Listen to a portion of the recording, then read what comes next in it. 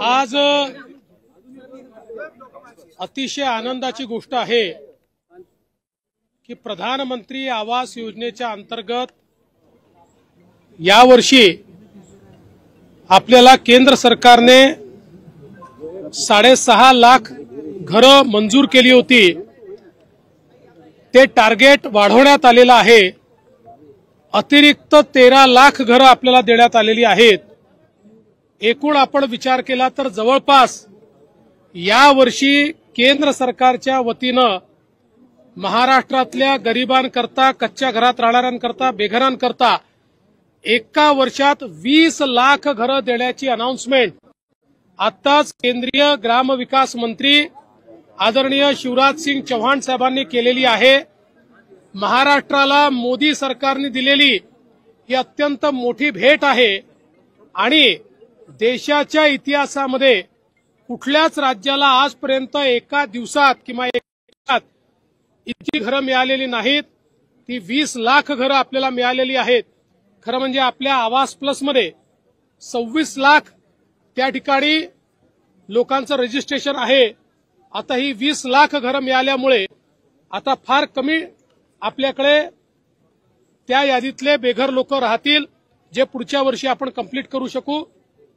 त्यासोबत एक अजून महत्वाची अनाउन्समेंट त्यांनी केली आहे की पूर्वी सर्वेक्षणामधले जे निकष होते ते निकष देखील आता त्या ठिकाणी डायल्यूट करण्यात आलेले आहेत।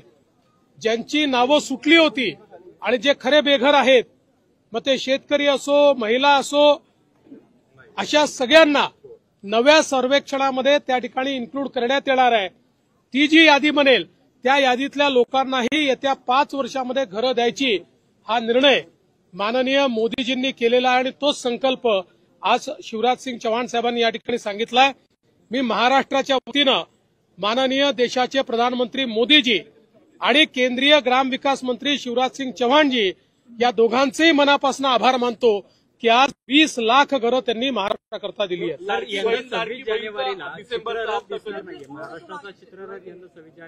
त्या संदर्भात आशिष शेलारांनी स्पष्टपणे आपल्याला सांगितलेलं आहे, वारंवार सांगण्याची आवश्यकता नाही।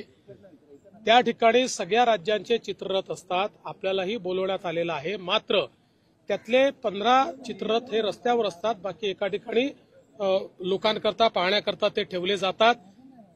आलटून पालटून राज्यांना संधी मिळते। गेले 4 वर्ष आपल्याला संधी मिळाली होती, म्हणून यावर्षी आपल्याला संधी नाही आहे। मागच्या वर्षी मोठ्या 3 राज्यांना संधी नव्हती, त्यामुळे याच्यात काही वेगळं होत आहे किंवा महाराष्ट्राला डावललं जात आहे वगैरे असं काही नाही आहे। तथापि आम्ही पुन्हा एकदा विनंती करून बघणार आहोत की समजा अजून काही तुम्ही जर इन्क्लूड करणार असाल तर महाराष्ट्राचा करा, पण याच्यामध्ये हे रुटीन आहे, याच्यामध्ये कुठलंही वेगळेपण नाही। परभणीमध्ये राहुल गांधींनी टीका केली आहे तुमच्यावरतीच की तुम्ही मुख्यमंत्री आहात आणि कस्टोडियल डेथ ही गृहमंत्र्यांची जबाबदारी असते, त्या अर्थाने तुम्ही गृहमंत्री आणि मुख्यमंत्री दोघेही आहात। हे तुमच्याकडून झालेलं पाप आहे असं त्यांचं म्हणणं। पोलिसांच्या मारहाणीचा कस्टोडियल बघा, राहुल गांधी या ठिकाणी केवळ राजकीय हेतून आले होते। ही केवळ राजकीय भेट होती। लोकांमध्ये, जाती जातींमध्ये विद्वेष तयार करायचा एवढं एकमेव ध्येय त्यांचं आहे। तेच काम गेले अनेक वर्ष आता ते सातत्याने करतायत। त्यामुळे मला असं वाटतं की त्यांनी हे जे काही विद्वेषाचं त्यांचं काम आहे हे त्या ठिकाणी जाऊन पूर्ण केलेलं आहे।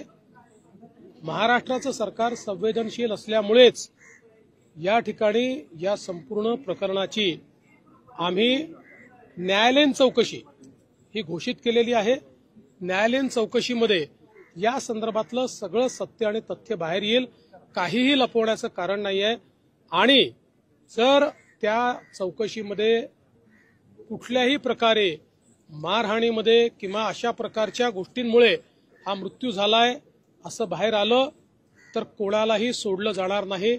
कठोरात कठोर अशा प्रकारची कारवाई ही केली जाईल। शरद पवार देखील तिथे गेले होते, त्यांच्या पण हेतूविषयी काही शंका येते का? आणि ते तुमच्याशी बोलले? ते तुमच्या असं आहे की पवार साहेबांनी मला एवढंच सांगितलं की या दोन्ही ठिकाणी तुम्ही लक्ष घाला। त्यांना सांगितलं, मी पूर्ण लक्ष घातलेलं आहे। चालू आहे कुठली रस्सीखेच पालकमंत्र्याबद्दल नाही।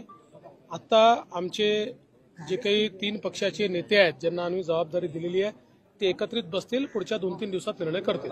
लाडकी बहीणचा हप्ता कधी डिसेंबरचा? आता मला असं वाटतं या 7-8 दिवसात आम्ही तो हप्ता देऊन टाकू. पुढचा आणखी भुजबळ साहेबांचा महत्वाचा प्रश्न, ते सकाळी तुम्हाला भेटले आज येऊन, ते नाराज आहेत, ते भाजपमध्ये ते मला भेटले आणि भेटल्यानंतर भुजबळ साहेबांनी तुम्हाला ब्रीफ केलेलं आहे, आमची काय चर्चा झालेली आहे.